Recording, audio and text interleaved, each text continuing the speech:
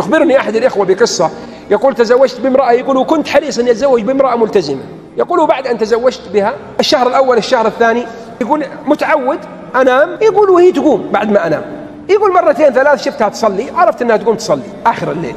يقول في يوم من الأيام نمت، يقولوا كانت حتى متعبة، يعني كانت معي طول الليل، ويقولوا لما آخر الليل استيقظت ما وجدتها، أردت أن أذهب إلى دورة المياه، يقول ذهبت إلى دورة المياه وأنا راجع وإذا هي تصلي، يقول ما تدري، ما سمعت بي، ما سمعت بي ولا عرفت أني خرجت، يقول فإذا بي أسمعها وهي ساجدة تقول اللهم إني أسألك بأسمائك الحسنى وصفاتك العلى أن تهدي زوجي وحبيبي فلان. اسمع الحب، اللهم إنك تعلم أني أحبه وإني أكره ما فيه من المعاصي، فأسألك يا رب أن تطهر قلبه وأن تطهر عينه، اللهم اجعله رفيقي وزوجي في الدنيا والآخرة.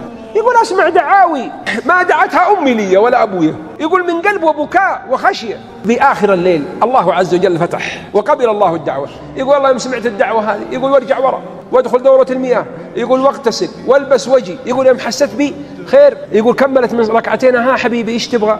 ايش عندك؟ ايش بك؟ لا ما احسن ما خلاف. قال لا والله ابغى اصلي معك. قالت الحمد لله يلا صل.